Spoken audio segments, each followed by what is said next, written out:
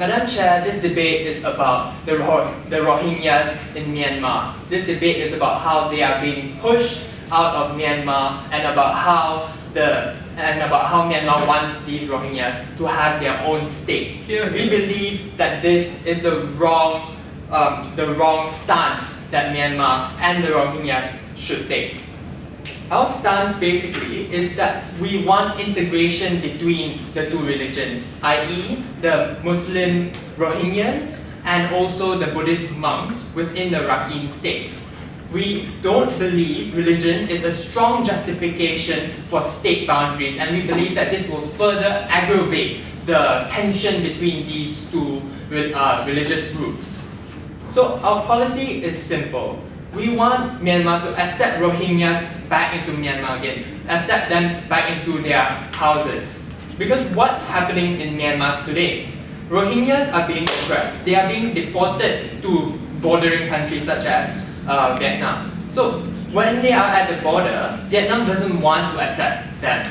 So what happens now is that they are stateless at the border. So basically, Myanmar is basically saying, hey, why don't you create your own state? We don't want to care about you. They are being oppressed in that they don't have any basic necessities. There is no state to build them houses. There is no state to provide them electricity within those regions. We believe that Myanmar is oppressing them in this sense. We will also have the police to be there if violence erupts. We believe that when there is a strong police force, we believe that there is a deterrence against that form of violence, and also the UN will, or the ASEAN will be observing in Myanmar. So we think that that would be more than enough deterrence from abuse. Yes. So when the Rohingyans themselves do not want to be part of the Burmese country, when they themselves cause violence in that country, why do you believe that the Myanmar should still keep them? Look, these Rohingyans are being kicked out of the country. They are actually being taken by the Myanmar government and put out of that country. We believe that this is the wrong course of action. We believe that that they should not do that policy. We believe that that policy should stop, that Myanmar should stop that policy. Right? So moving on into my point, how it's in the best interest of all, for Myanmar government and for the Rohingyans. What happens if there is a two-state solution?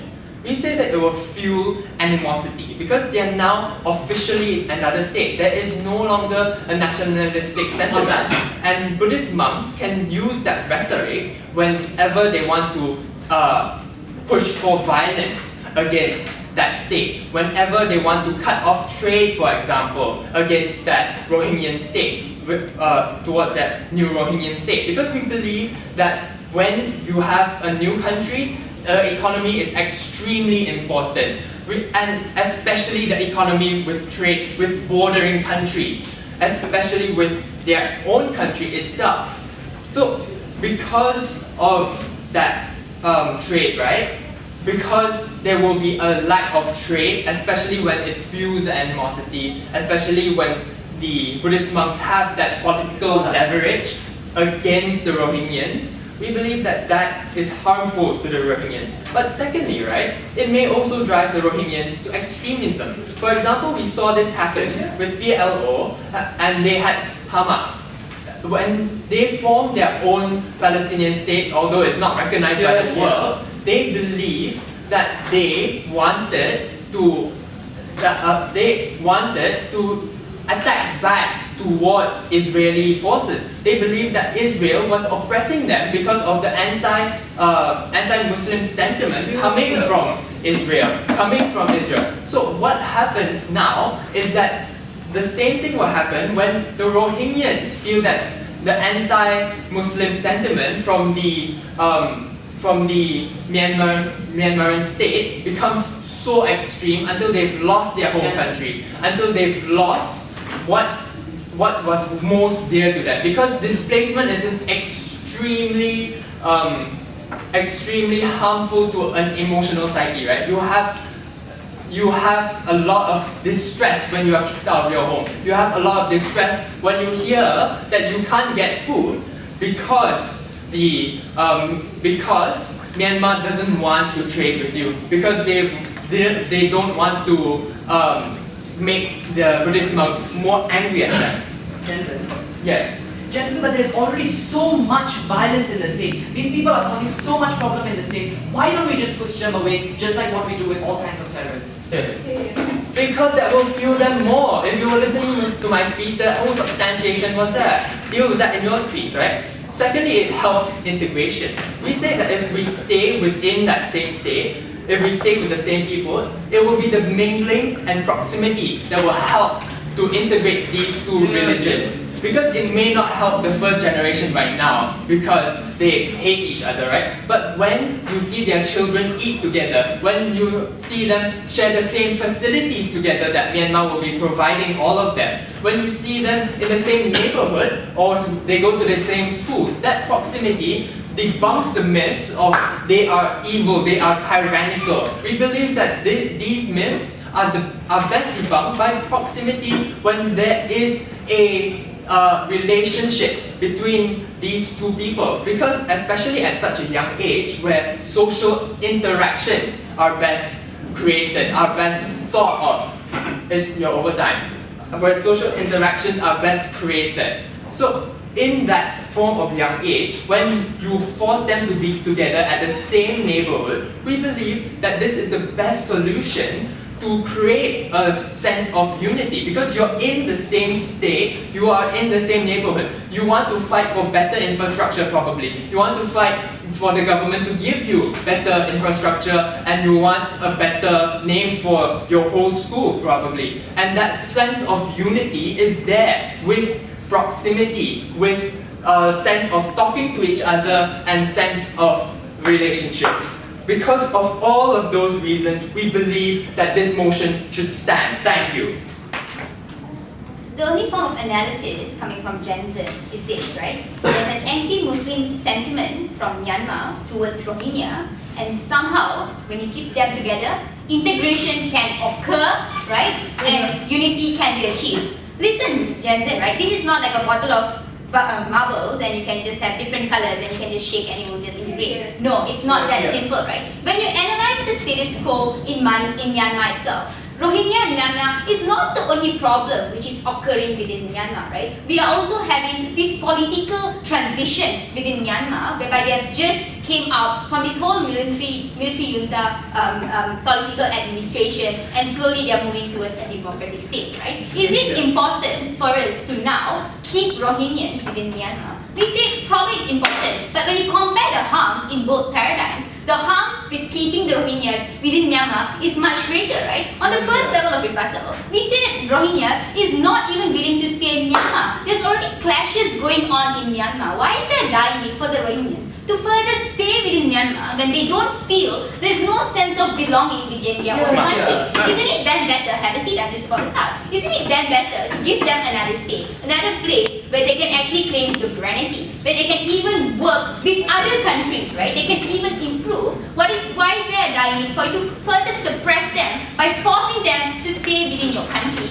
And then the biggest issue is this, right? There will be discrimination against them because they are already being discriminated. Jensen was giving an example of how when parents like probably him would see his children integrate in school because they are sharing things. No, the problem is much greater, right? When we talk about religious sentiments, religion is something which is really important to an individual, which nicely moves on to my first point, right? How religion brings closure to an individual. How religion is something that people use as a tool to find a sense of closure, to find a sense of belonging, right? Religion is something that we have to prioritize, especially in a tender state like Myanmar, which is moving towards a developing country. How is then clashes like this, which can be solved by a two-state solution, important for a developing state like Myanmar? No form of analysis coming up from them, right? They were talking about their whole proposal and fluff policy was this. There's going to be police like being there to act as a deterrence factor of violence. No, under status quo, you already have police being there in place, right?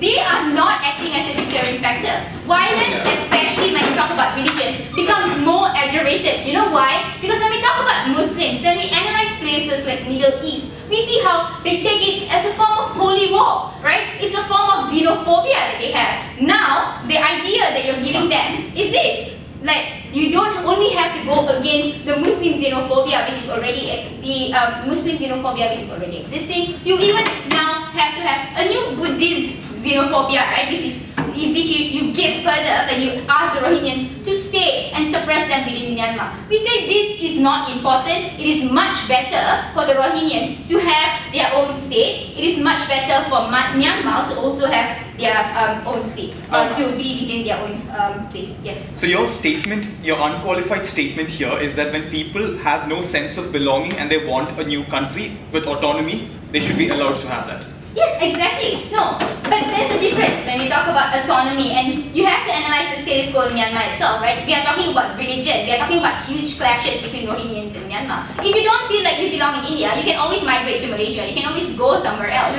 It is a total different thing. The sense of belonging is different. When you don't have the right to even preach, to even practice what you were taught, it's different, right? It's different. Religion is something which is important to an individual. On the second level of analysis, let's talk about how integration can best be achieved. Any POIs before that from opening? Yes. Madam, we think that there are Rohingyans who feel belong towards Burma or Myanmar. What are you going to do about them if they want to live in Myanmar? Nice. You can actually force them to integrate them. You can ask them to tone down because they have to concede that they are staying in a country which has a different, multicultural, right? You are staying in a country which has different religion. Then they somehow have to tone down and have peace talks, for example, which is already occurring, right? That's why we're saying it's better to have a two-state solution. Why do you have to further aggravate the problem when there is a solution which is already existing in status quo? There's no dire need for us to suppress their rights to religion when you have another alternative which is much better. Now, how can integration best be achieved, right? Because Jansen was talking about how when you have a two-state solution, Myanmar can somehow cut off this whole trade thing, and Rohingyans who build up their own country can somehow die because there's no other countries who are willing to help them. We say that's not true, right? When you have a two-state solution, integration can be more better, right? Because you now not only have your own state, which you can declare as a sovereign state. On the second level, you can even have political ties with other countries, right? You can even have political ties